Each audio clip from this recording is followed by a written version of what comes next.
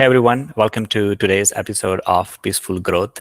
My today's guest is founder and CEO of Freemius, Vova Feldman. And Freemius, those who don't know, it powers a lot of WordPress plugin businesses. And in fact, one of our own product business, Dot Store, is also powered by Freemius. When I say powered by, means they provide a great subscription platform. So basically, you can save tons of time. Instead of setting up the whole system by yourself, you can quickly and very easily put your product into a subscription mode. I will have Vova talk a little bit more about what that platform does, but we have been using that for the last 5 years, and I wanted him in this episode to share some of the great insights and the advice for the WordPress product business, and I'm very glad that he's here on the episode today. Hey Vova, welcome to the show. Hey, Anil, thanks for having me. Really excited to be here, and I should hire you as a YouTuber to introduce Freemius.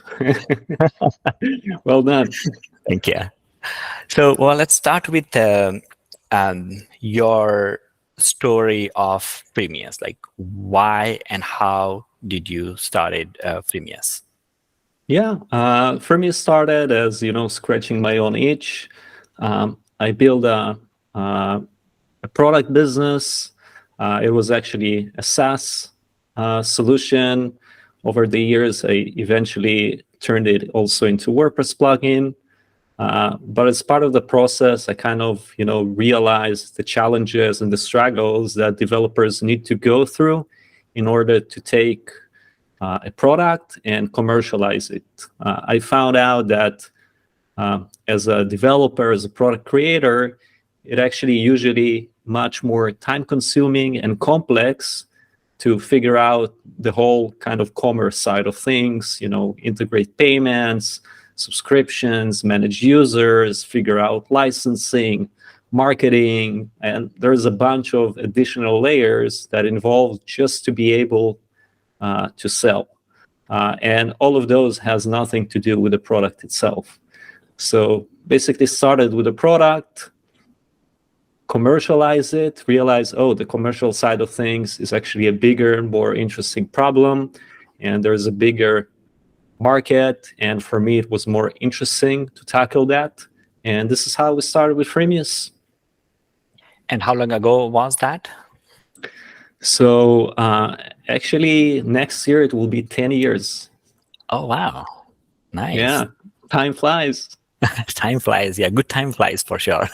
Yeah. Well, congratulations in advance for your decade-long journey. And those who doesn't know about what Freemius does and what it offers and how it helps WordPress plugin businesses, do you mind sharing a little bit about that? Yeah, sure. So Freemius is a platform that provides the entire commercial infrastructure for selling software. We handle the payments, the subscriptions, the licensing, the updates, and go up to a higher levels of the stack, things that related to marketing. We also act as a merchant of record, meaning we take care of global sales taxes, privacy regulations, and a lot of headaches that you as a product creator or a software company don't really want to deal with. So we basically enable product creators to focus on building features, developing their product, supporting their customers, and also dealing with marketing.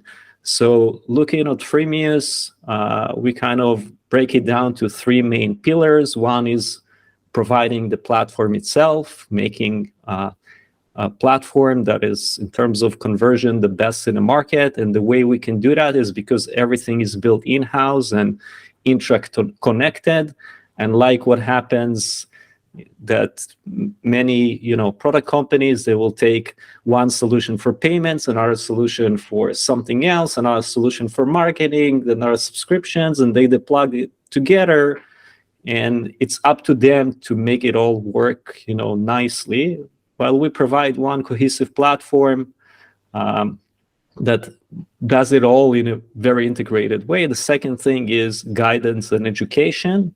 A sentence that I love saying is, even if I'll give you a Formula 3 racing car, right, which is the fastest in the world. I'm guessing that's the fastest one, right? But let's say the fastest car in the world, you won't be able to max out its, capabilities, right? So if I give you, the best platform, you also need someone that will guide you on how to use it and get the most out of your business. So we do a lot of, education, guidance, things related to some of the stuff that we're going to discuss, right? How to price your products, what business model to choose, different like psychology related stuff that related to buyer's journey, etc., etc. There are many, many moving parts when it comes to a business. You know that, right? But as a developer, you don't necessarily, product creator, like you wanna, and what you're good at is, creating your product, building those features. We, as part of what we do, in addition to the platform, we come up as kind of an extension of your team, and this is how we see ourselves. So we are here to be used at your, disposal to help you maximize your business financial capabilities. This is the second thing, and the third thing that we want to Before we tackle. move to the third one, I have one question on the second one. Sure. That I think what you mentioned seems like a great value. Especially, I have noticed that this as well, that a lot of WordPress plugin businesses are driven by the developers. So it's the like developers who had this idea, they built it, but they necessarily doesn't have the right kind of skills, or sometimes not. It's not just the skill, but it's something that they are not also passionate about, like selling the product, or like packaging the product in a way so that they can get more distribution. So the value that you mentioned, it seems amazing. My question is, how do you deliver that value? Is it embedded into the product itself, or that's something that, let's say, a consulting piece of becoming a part of a Freemius customer or member? It's a combination of multiple layers. It is part of the product. So like when you're in the dashboard and you're in the pricing, like we have some recommendations, links to, content that we've written. So it's a combination of the product itself, combination of content that we share publicly with everyone. In the end, we don't hide those, practices. We want to share them with the world, and, empower developers. And the third one is, actually accessing our team, reaching out to support, scheduling time with us. Like we have a selfish interest to help our partners grow because our business model is revenue shares, right? If we can help you, be more successful, we're helping ourselves. So it's a real partnership. So we have, invested the interest to do that. Nice. I love that. All right, let's move on to the number 3. Yeah, and the number 3, which we're still not there yet, and we're kind of trying to get, is getting to actually, distribution and helping developers. Like right now, we're not bringing sales to the partners that we work with. It's still up to them to do the marketing. But there are many ways how we can, get into the distribution play. There are like more obvious ways. They're more, interesting. We are still not there, but I hope that we'll get there. And I believe that once we'll provide those 3 aspects, this is kind of the holy grail of, software creators, because they can really focus, on the core of what they're good at, and we can kind of tackle the entire kind of commercial side of the business.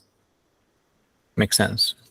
And how does the pricing work? So let's say I have a WordPress plugin business, not business, like I just have an idea. I built a plugin, and now I want to start making money from that plugin. So like, how does that work in terms of like, if I want to be a part of the Freemius, then what's the steps, and especially like how the pricing works?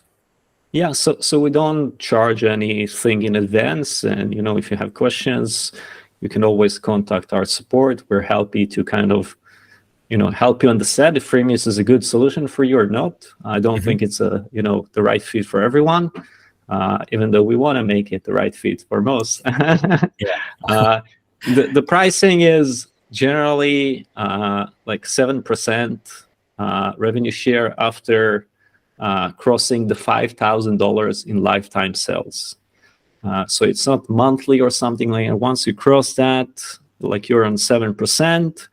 And the reason we have that, those like a little higher fees in the beginning is because we don't charge anything in advance, right? So we're kind of investing in you, and usually the initial support load is higher, integration questions, et cetera.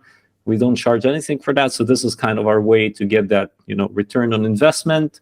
And if you're making a lot of money, like we can, discuss about rates review and see, like we want to keep that a win-win, relationship for the long run. We understand that 7% can scale forever, right? If you're making $1 million per month, like we can't charge 7%. There needs to be some balance. So we understand that. But generally, most of our partners are on the 7% tier. Okay. So in the beginning, it makes sense. Like in the beginning, you're trying to help them, building their business, some of the like the advice piece that you mentioned, and like pricing and packaging and stuff like that. So that's where I think it's 27%, right, for the first 1K, and then it goes to 17%, and then anything after 5K that will become 7%. But they don't have to pay anything upfront. And what about the contracts? Like, is there any particular like length of contract that they need to sign, or they need to be exclusive, non-exclusive? They need to be on Freemius for a certain time? No. They just register. They need to agree to our terms of service, which everything is listed there. Like there are some things that they can't sell illegal software, of course, and like everything needs to be legal. But as long as they follow the terms of service, they should be good. We do have systems in place to identify fraud and some quirky stuff. But generally, it's a self-serve platform, and anyone can start using that. And the pricing advice and business model, it's not only in the beginning. We're happy to do that at any point in time. We're not pushing it. If we do see opportunities based on some data analysis, we'll proactively reach out and say, hey, we see that you may want to try to do this, right? Because we think this will help you, whatever, right? But also to be honest, we're so busy with so many things that like we need you to reach out to us and ask for help and be specific. And we love to do that, because if there's opportunity, like I said, to help you grow many times, what will make the difference in your business is not building another feature. It's not about, it's more about changing the price or the package or, highlighting something in the landing page. Those are the things that usually make much more difference to the bottom line than, more features, changing features, or whatever, the technicality stuff. And of course, I'm talking after product market fit. Okay, not like if it's like brand new product, this is something else. All right. So let's talk about what are some of the new features that you are building on, which doesn't exist at this moment, but something that you are excited about building and offering to the existing and new customers of the Freemius. Yeah, so one thing that we're working on right now pretty actively is we are revamping our checkout. Like the experience that we built was fresh and modern, when we built it, but it's been a few years. And we technologies move forward and the UI have changed. So we're actively changing that. It will be a few phases. Actually, phase 1 is supposed to be launched this Monday. I'm really excited about that. Oh, nice. But it's going to be much more. Phase 2 will be much more flexible, much more advanced, more converting, more friendly, and many good things. So we're really excited about that. even though it's not like something new, but I feel that the way we design the checkout, it will significantly help increase the average sell price because of how we made like order bumps and like small details that were more hidden in the previous checkout, I would say. Another thing that I hope we'll release early next year is an affiliate network. We provide as part of a solution an affiliate program to developers that want to start one. But since we're a SaaS solution, we see all the affiliates that sign up to all the different products. So we have many affiliates on the platform and many products.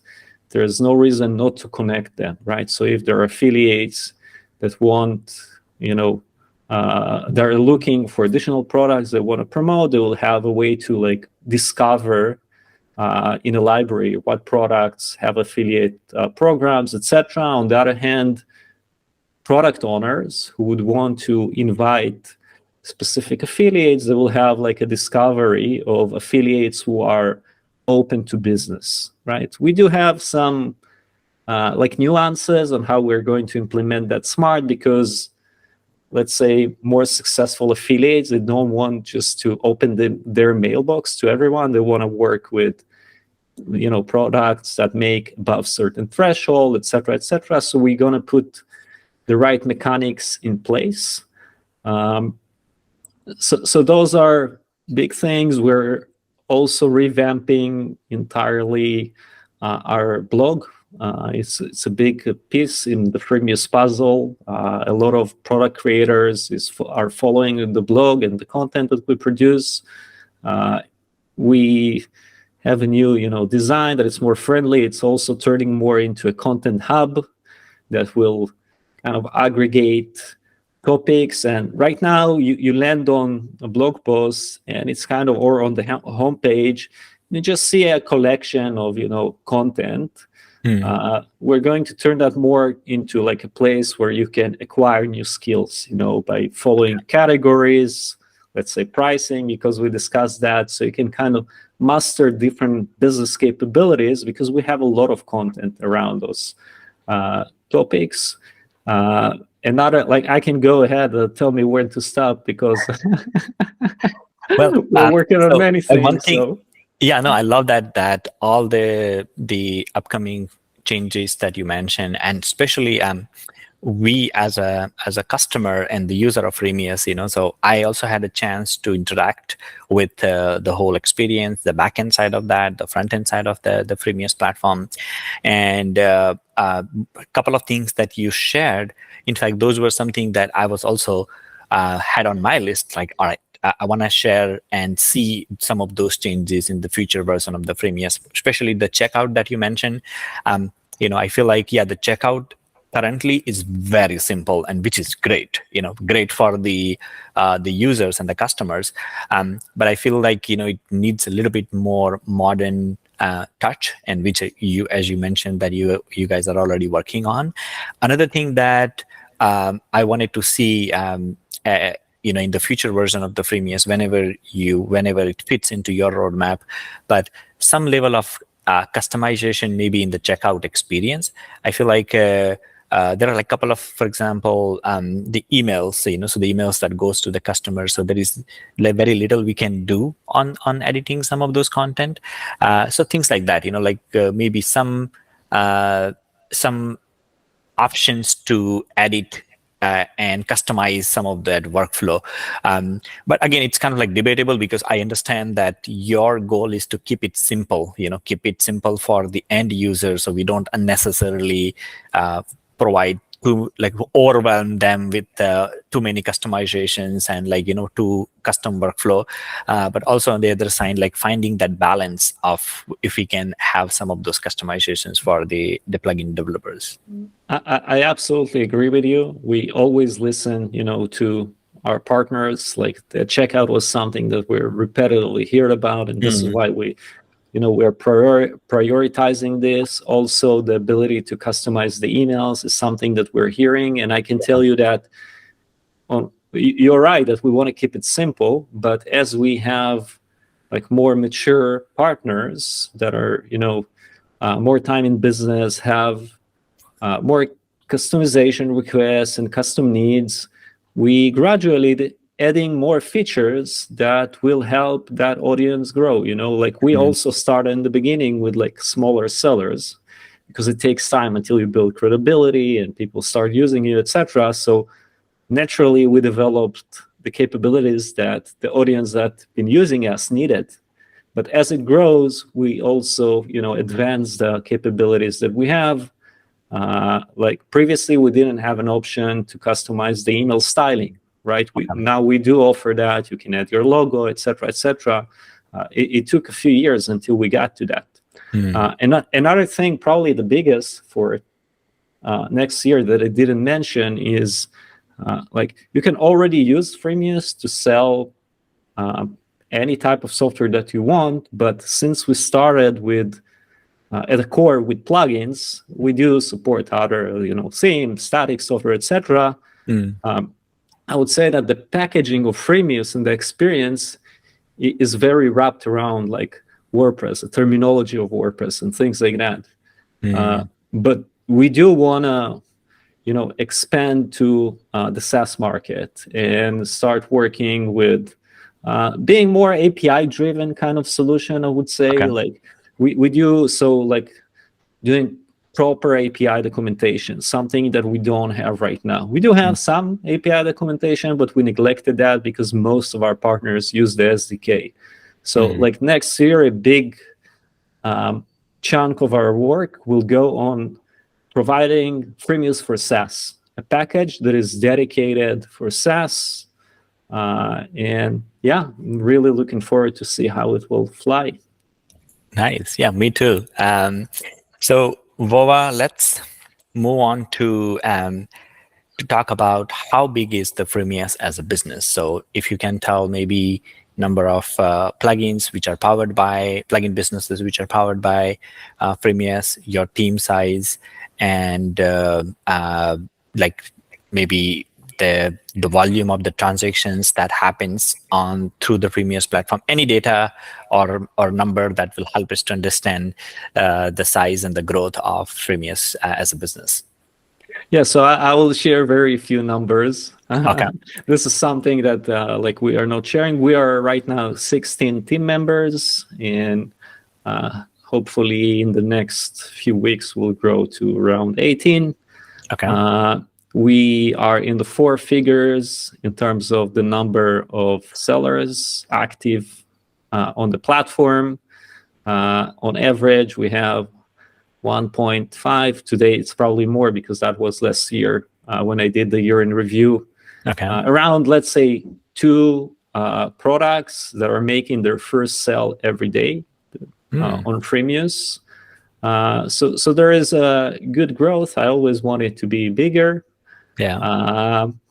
On one hand, we're trying to keep the team as slim as possible because I like the flat organization and moving fast and all of that. And I'm kind of slightly shifting to hiring here. On the other hand, I do want to grow, and like my role, I would say, in the last 2 years, maybe even more, was to find talent that will be my kind of leadership team, and this is what I'm working on. Taking off hats, this is the way to grow, because I realized I was stuck in the 10 to 12 people for a few years because it was kind of on me. I was trying to like keep being the manager, and it's impossible. I was stuck there, and I realized that I have to bring people that will help me to scale the company. So this is, what it's part of the things that I'm dealing with right now. Makes sense.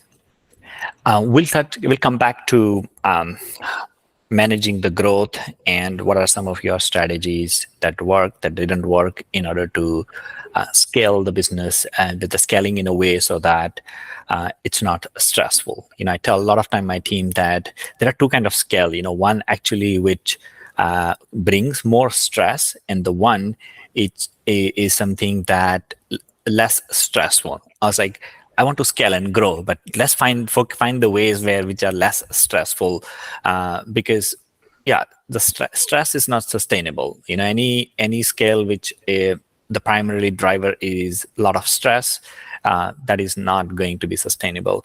But before we go there, one last question I wanted to ask related to the Freemius, and then we will talk a little bit about some of your observations and experience and insights, just general, that can be helpful for the WordPress plugin businesses. So the question is, as I mentioned, like .store, our business itself is one of the customer of the Freemius. Can you share maybe any other big plugin names or popular plugin names that are also powered by Freemius? Yeah, sure. So on the plugin side of things, we recently got TablePress using Freemius. We have an optimization plugin called Auto Optimize that it's pretty popular.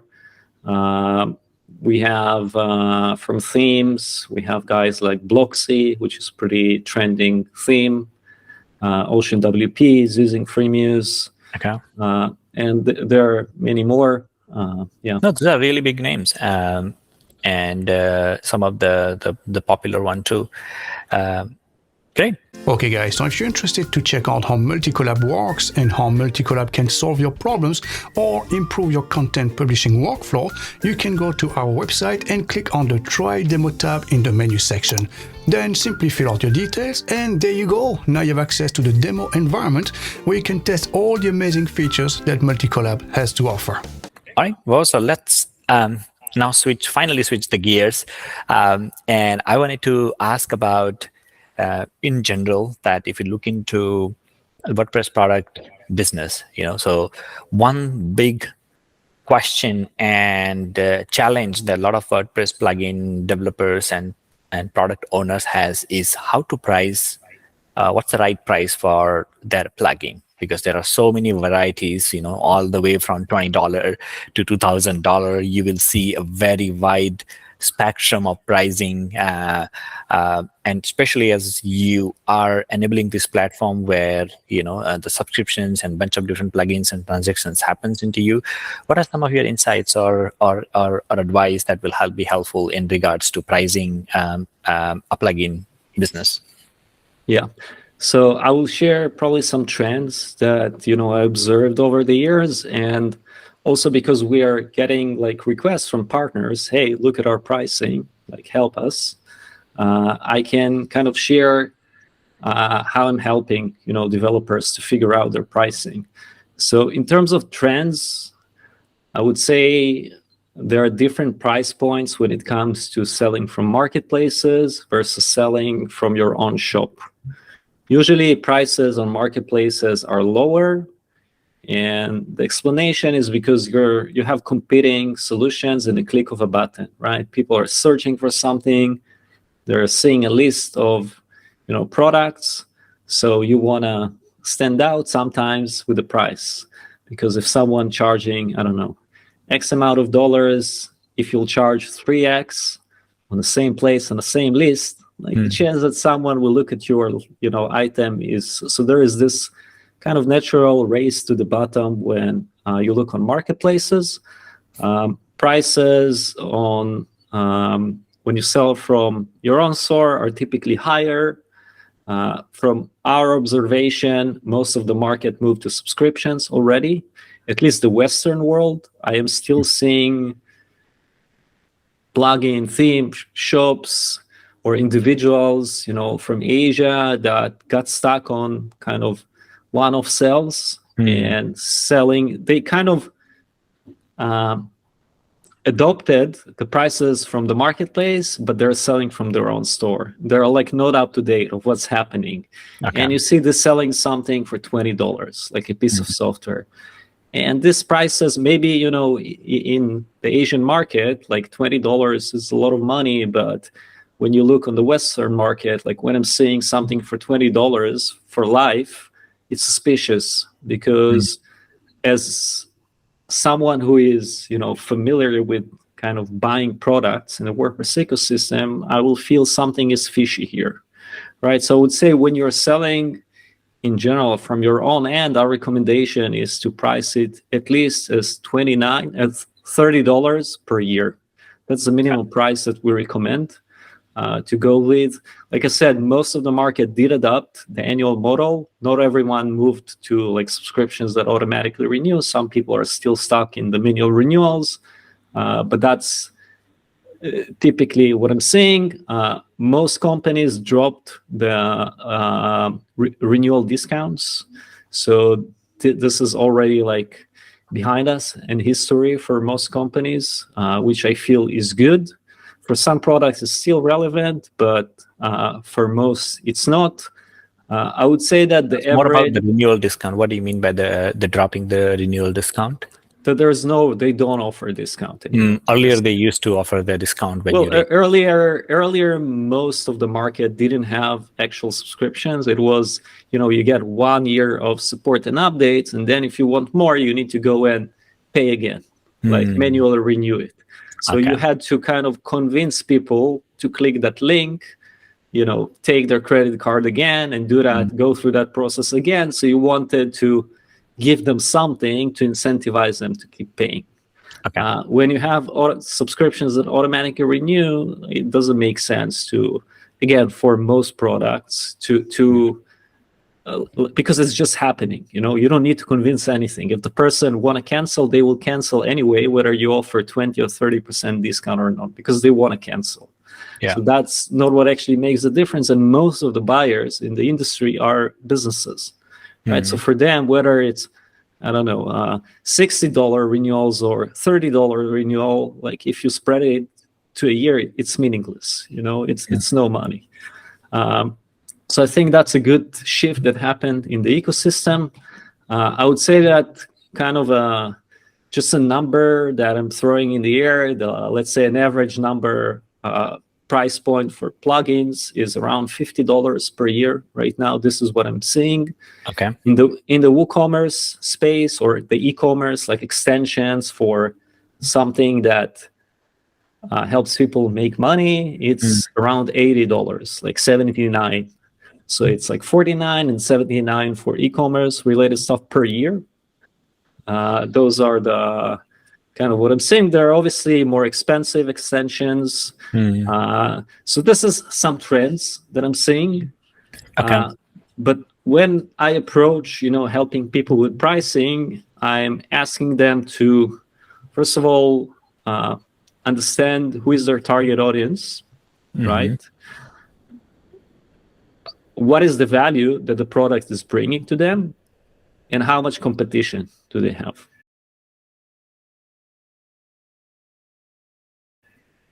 Those are, I would say, the three main criteria that will determine how to price a product.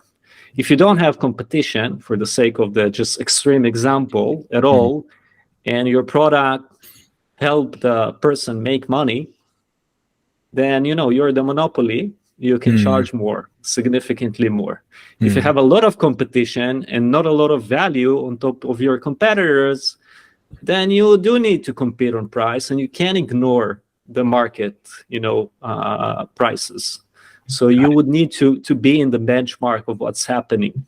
And usually you need to one question I have there is, sure. Do you know the pricing of our Multicollab plugin? Do you have any idea about that? I think it's pretty high. You are targeting agencies, right? Correct. Yeah, I don't remember the numbers, but I just remember that it was good numbers. That's what I remember. All right, so let's do that. Let's apply that to that. So as you vaguely know the price, let's try to see, for example, the questions that you asked. Right, the first question was not first question, but one of the question was that is there a competition? So for Multicollab at this moment, we don't have a competition, who does what we do, like Google Docs style collaboration. But yes, eventually it will come up as a one of the default feature on WordPress core as a part of the phase 3. Again, it's still debatable how many features they're going to build compared to what we have. But competition-wise, at this moment, I can comfortably say like we have a no competition. So that's that. And what are the other two things? I'm just trying to apply some of these things. By the way, I would argue that Google Docs is your competition.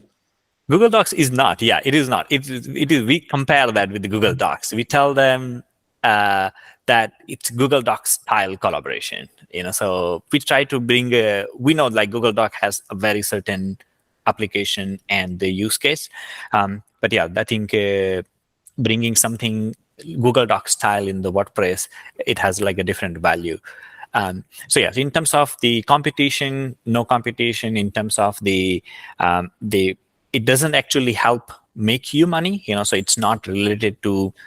It actually helps you save time and a better experience. So save times and eliminate error. That's what I think two values that I see, because copy and pasting from Google Doc for the large team when they collaborate, I think it will be a very time consuming, and also in the copy and pasting they will also make some mistakes.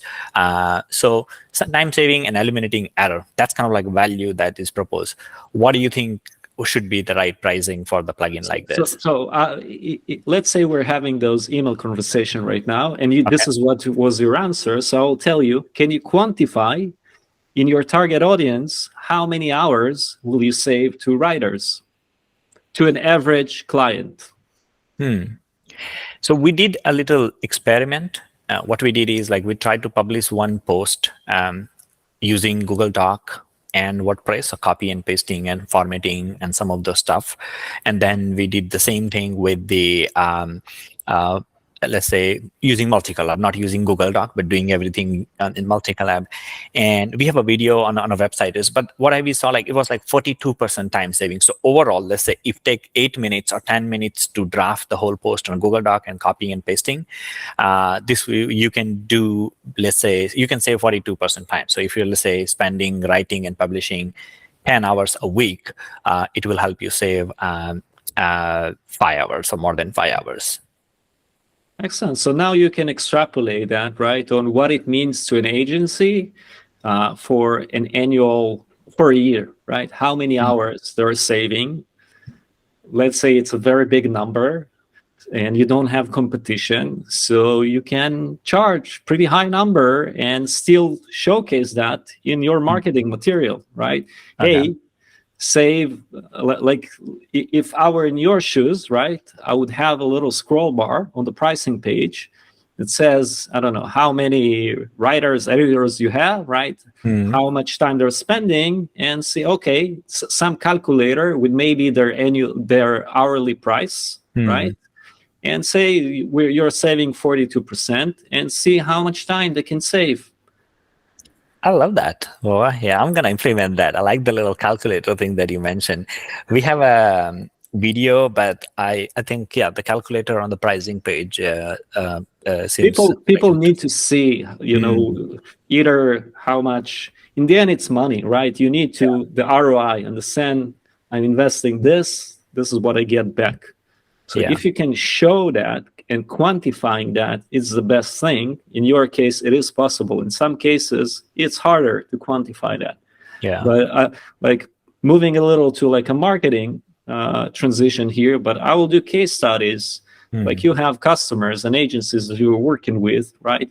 See how much time it saved them, and write like case study. Oh, it saved X amount of time. And you can use that as your weapon, right, to increase the chance that people will convert and become customers. And maybe you will find out that actually you can charge even more for your product.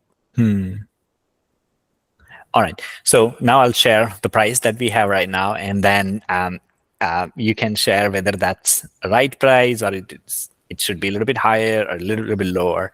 So our price currently is $499 for a yearly subscription of Multicollab. This is like for like one website for one, like what are the restrictions for that? Yeah, so it's one site, one main website, and 4 staging and production websites. So we basically give 5 licenses, but 1 for the main website and the 4 for the staging and production. Yeah, I think, I can't really tell you right or wrong here. It feels good, right? Like you're making money, so you have customers, but you're probably, by definition of the pricing, filtering and targeting a specific size of, customers that have enough writers, content, production of content, that for them it makes sense to actually invest that amount in order to get that investment back. And I think it's great, because it sounds like you're targeting people with a budget, right? So you're also getting good clients, and good clients are the best. Yeah, we're definitely getting good clients. Yeah, for sure. At that price.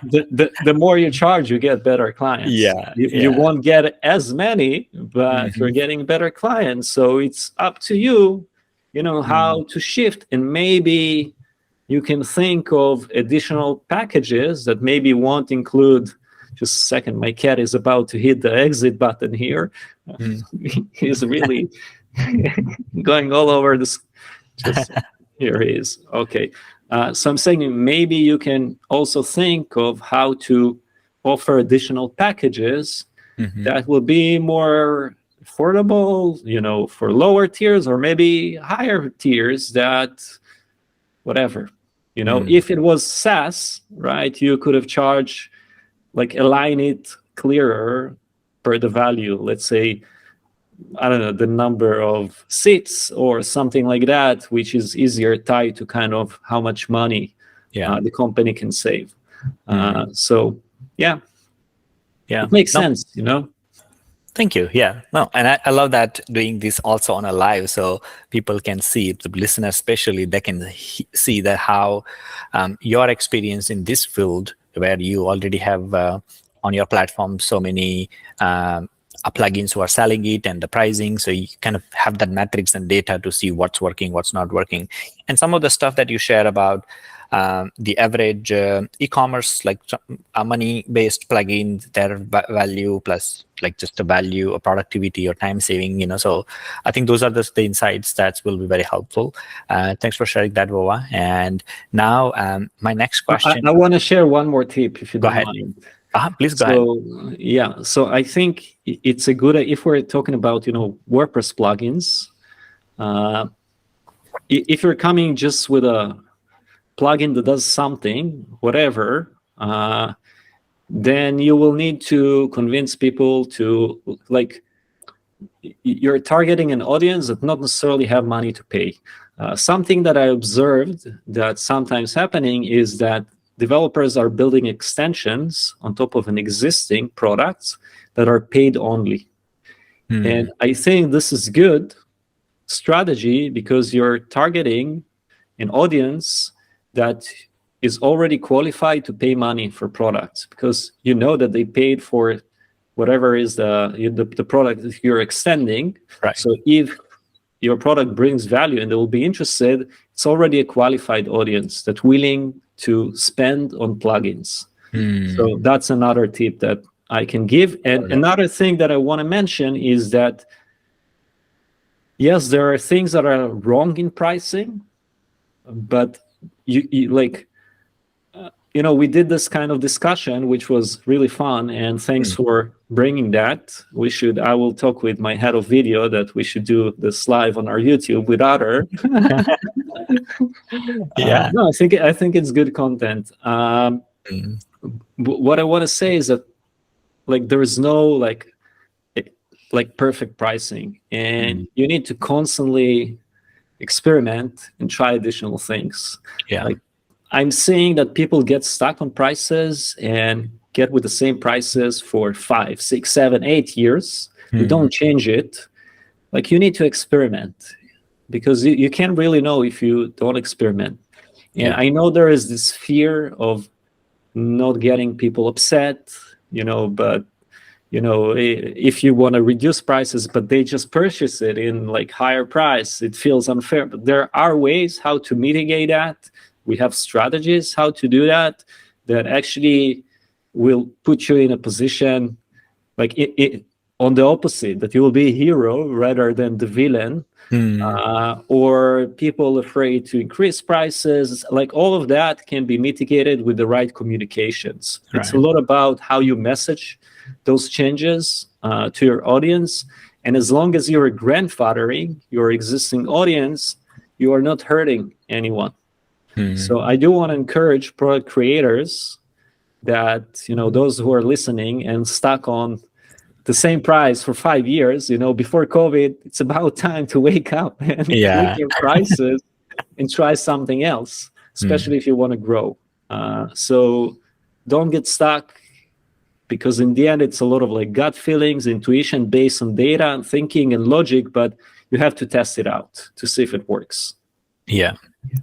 No, I think that's a very great and big piece of advice, Vova, in terms of experimenting with the pricing. And I have observed that in my 15 years of entrepreneurship and doing 3 different types of businesses, the product and agency, that yes, pricing actually played a very big role in terms of our growth. And it's not always about more clients, more business, but it's also about how you actually strategize and experiment with the pricing. And what you mentioned is also very true, that there is no right answers here, because your value is different, your customer base is different.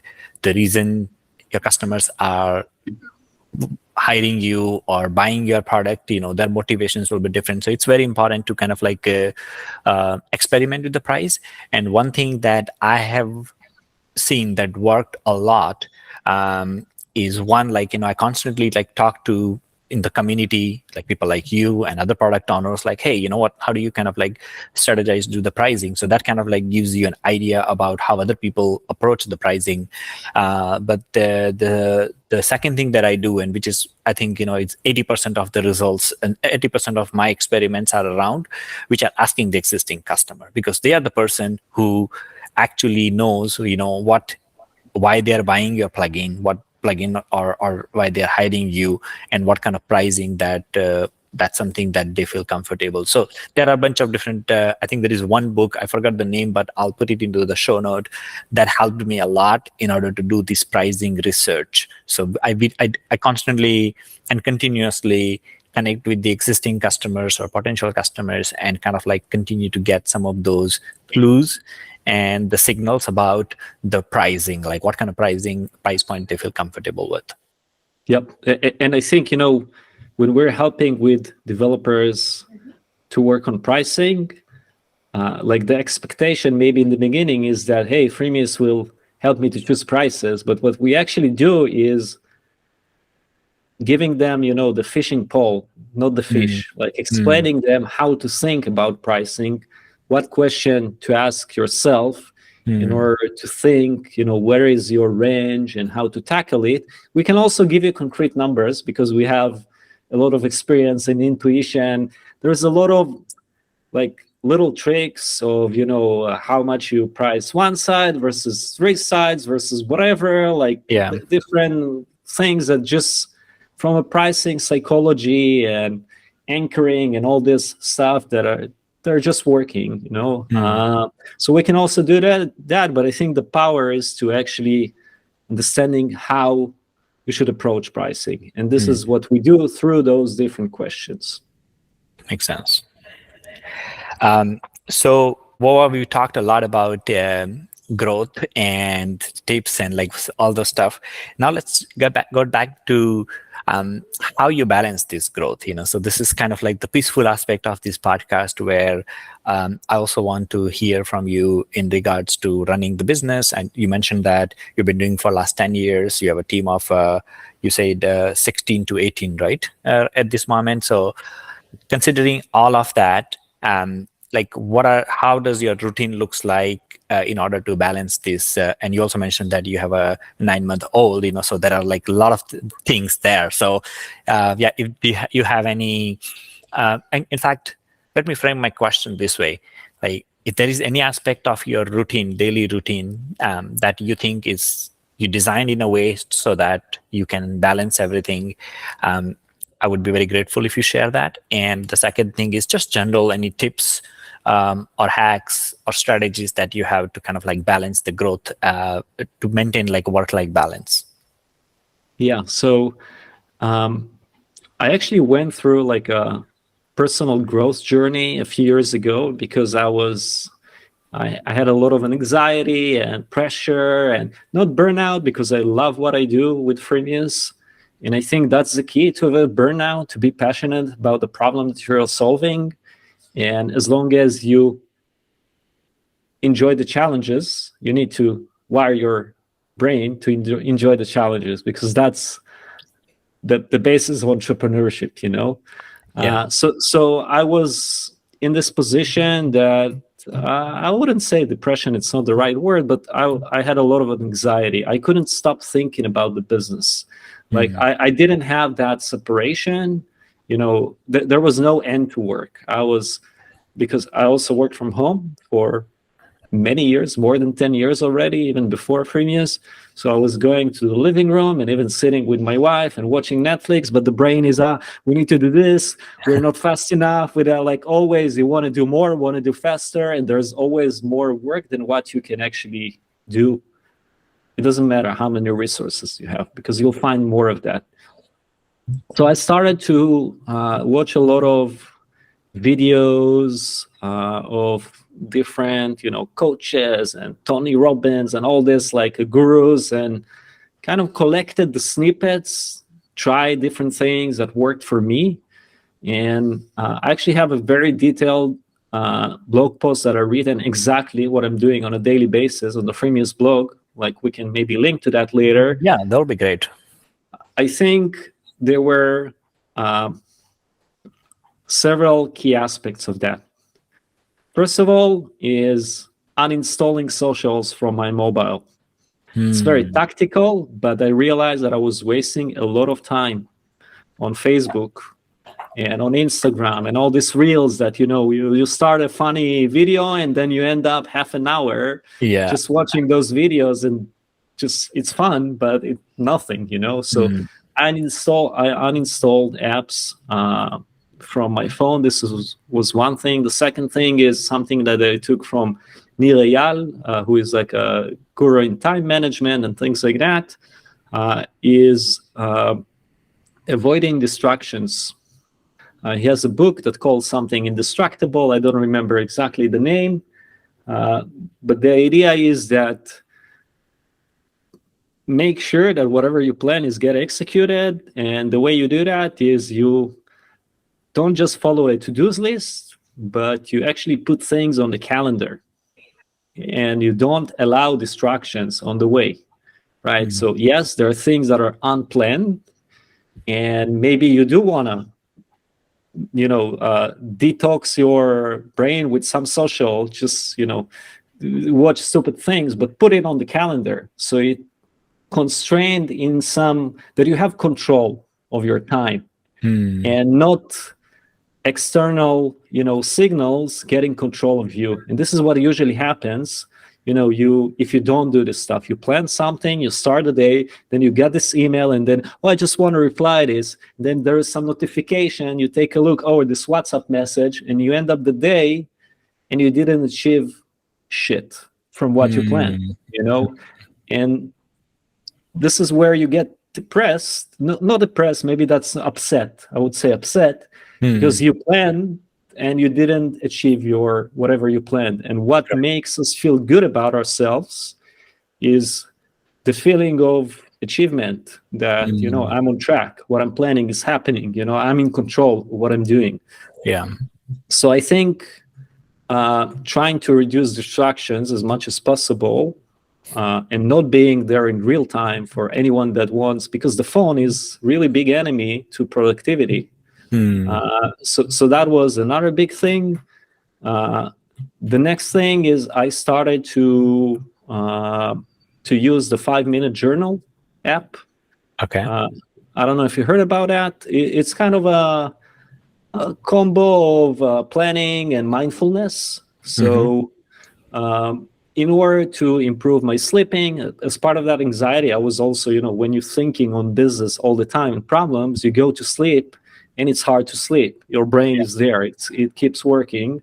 And sleep is critical for life, probably the most important thing to be in good shape. So this app is pretty simple, something that I learned from Tim Ferriss, who is, a known guy. And he uses it. So in the morning, you wake physical journal, or you use it? Yeah, put it into... I use the app, but there is a physical too. I like the app because you can also snap photos. So I try to have a photo every day of like a highlight, something positive, memorable.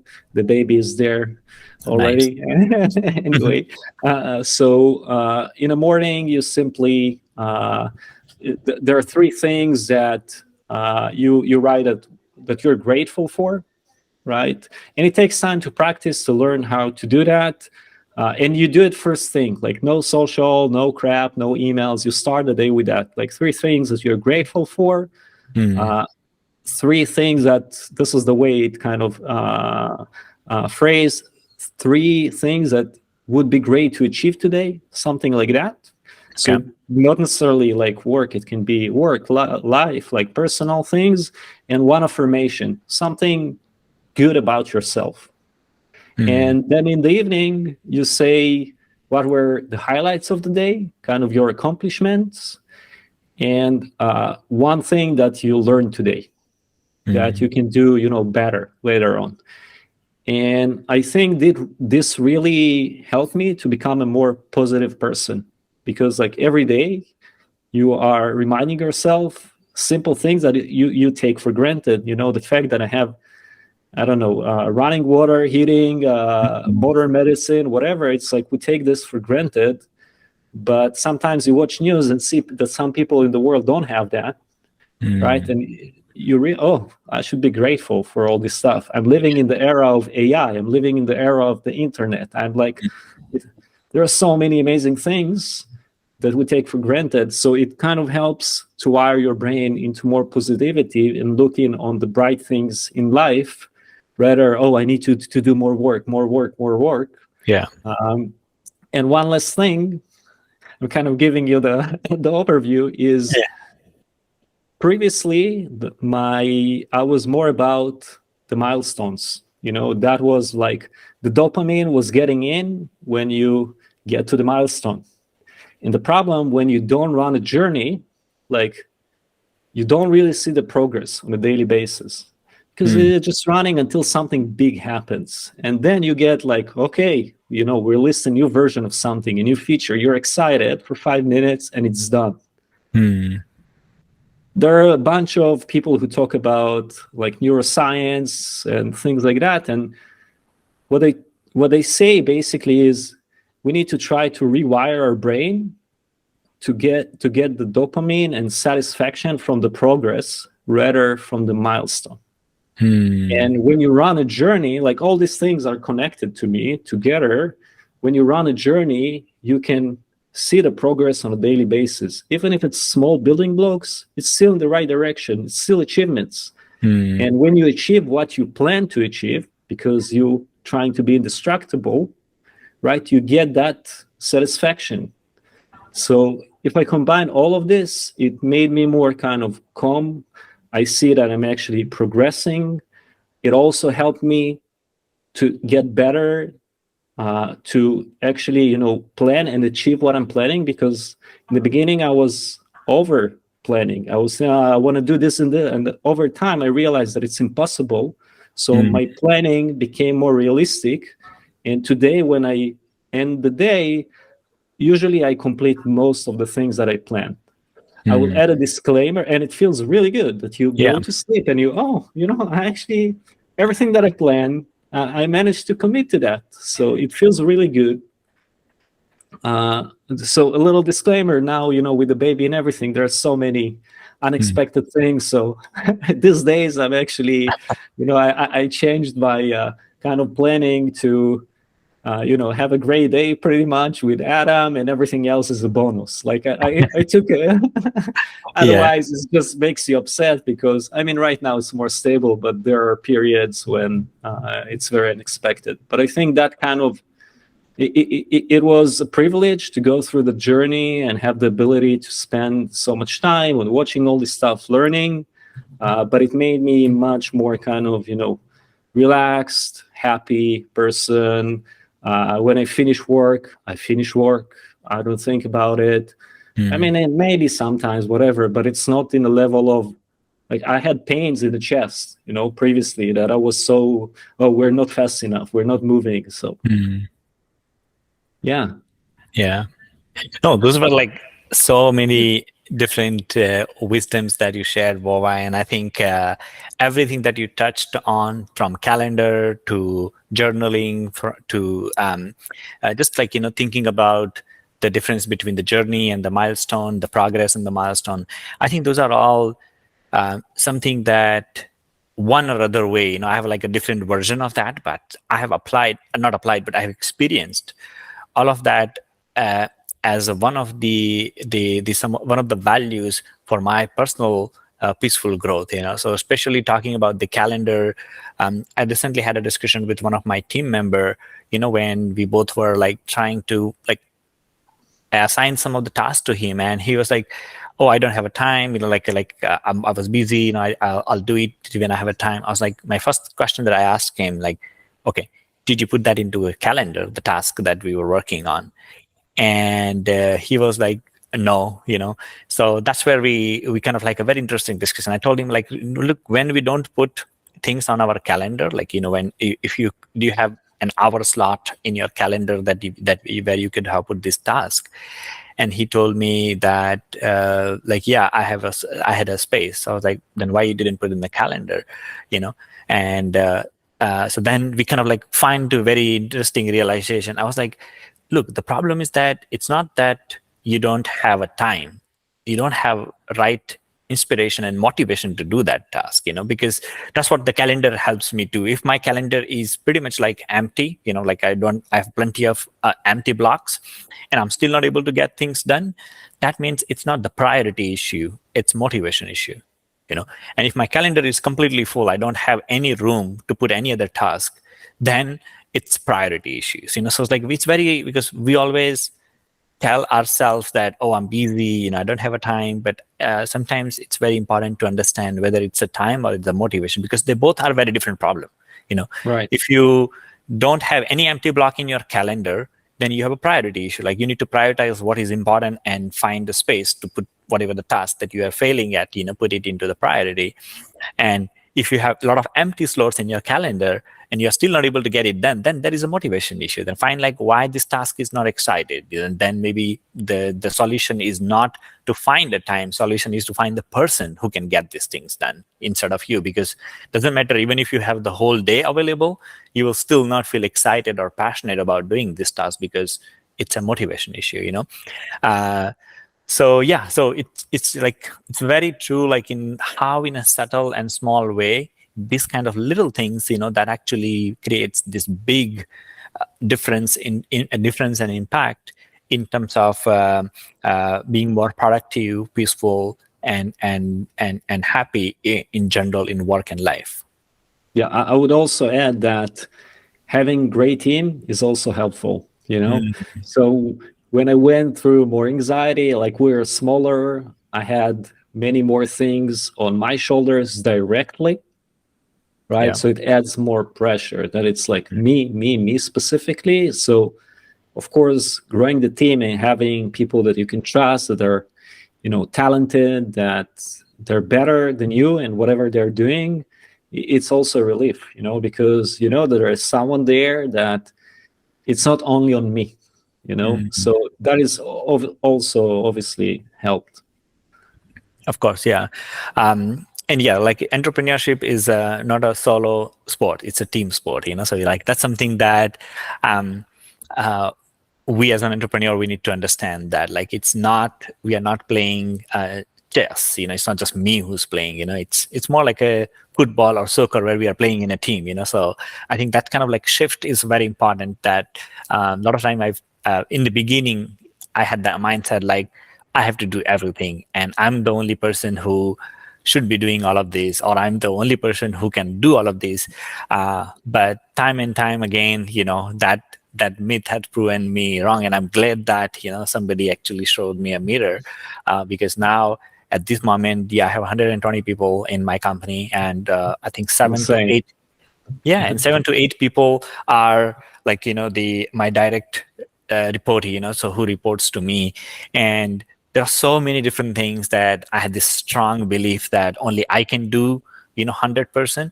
And I learned recently that 80% done by someone else is freaking awesome than you do it. So absolutely, yeah. If you can bring even 2 people that can do one you in that role, that's amazing. Yeah. I actually have an interesting anecdote about that.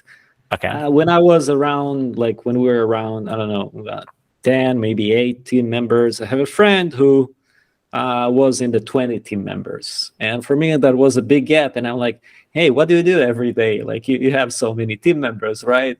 And he told me, my goal is to basically figure out how do I do less all the time. This is my role, right? Finding how I can work less. It sounds kind of bad if you process, but this is what growth and CEO should do. Yeah. You need to figure out, build processes, pass it to people that are better. And it's like in the beginning when you're starting as an entrepreneur, you were everything. You're like doing everything yourself. But you can't be great in everything. You are specialized. Let's say you're a developer in coding, not in all the other million things. But you learn all the way. You get good at it if you're a talented person, and you have that feeling that, like you said, I'm better than everyone. I know the product better than everyone. I built it. It's me. It's all of that. But there are better people than you in all those other things, and if you are able to hire them, requires the budget, right? Great people cost money, but if you can get them, it will do good for you. So yeah, and also on that, like as an entrepreneur, our goal should be that, I want to be in the meeting. That's, let's say, step one, where usually we kind of like try to be a participant in the meeting. Then I want to lead the meeting. That's the next step. And then the third step, that's where the true entrepreneurship kind of like, you can skip the meeting. I don't need to be in the meeting. So that should be the ultimate goal. That's where I think the delegation and creating the right team comes into the picture. We always think like, if I lead the meeting, then I'm the leader. No, if you can skip the meeting at all, where you don't need to be in the meeting, that's where you become a true leader. And that's my goal. Like, that's what my goal in this year. Like, I'm trying to kind of like create the team and the structure and the culture in a way so I don't need to be in the meeting at all. Yeah, that's great. Yeah. Great. All right. Well, so we talked a lot of great stuff, a lot of great business advice, plus also how to balance the growth and the peace aspect of it, and everything that you have shared. It's very, very valuable. Some of the ideas were super unique to me, and I'm very, very thankful and for you to be so generous today, sharing your time and sharing all those great piece of wisdom. Is there anything else that you wanted to add up before we bring it to the closer? Appreciate the opportunity. I really enjoyed the conversation. Compliment to you that I watched the initial episodes of your journey, and like it's clear that you went through a journey as being an interviewer, and you're doing a really good job. If anyone wanna chat with me, I'm pretty open. I'm on Twitter, Vova Feldman, and you can find me on social. I'm all over. I'm available. Happy to chat about all these topics. And just throwing something in the air, we also have a podcast called Plugin FM, which we actually launched this year. Also interviewing, its focus on software product creators. And it's all about, taking specific topic and bringing a person that went through some unique experience, an expert in that topic, and they're sharing and providing actionable tips, something that software creators can implement in their journey. Season 2 is coming soon. I'm just plugging it in. I hope you don't mind. No, of course not. In fact, I actually listened to 3 or 4 episodes of Plugin.fm podcast and just wanted to learn from some of the other entrepreneurs who also have grown their product and plugin business. So it's definitely a great podcast, and we actually, in fact, will put it into the show notes so people can easily find it. Awesome. We have great guests for season 2. We have Matt Mullenweg, we have Rand Fishkin, Wow. we have Yost, we have some big names. So nice. Looking forward. Me too. Yeah, I'm also looking forward to some of those episodes that you mentioned. And last thing I would say that I have pretty much seen that you are in all the WordCamps. Like, if there wasn't a single WordCamp that I mean, maybe 1 or 2, but pretty much like I have noticed that you have a very big, loud, and like the it's illusion. It's an illusion. I've seen you a lot of different places. So yeah, like that's, I think, a great way to connect with you if people are already in some of the any WordCamps that you're planning in 2024.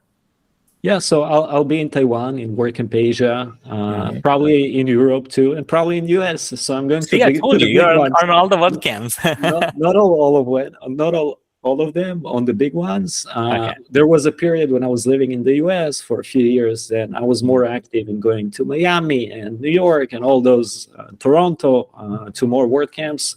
Right now, honestly, it's a little tougher with the baby. My wife is not very happy about me going to WordCamp Asia. It's also the birthday of my son, but it's business. You need to sacrifice a little, and the baby won't really remember. But I'll bring a nice present and hope I'll be good.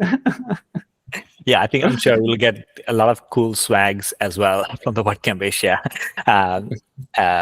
Great. Well, thank you so much. Really appreciate everything that you have shared today. And to all of the listeners, this is almost end of the 2023 when we are recording this episode.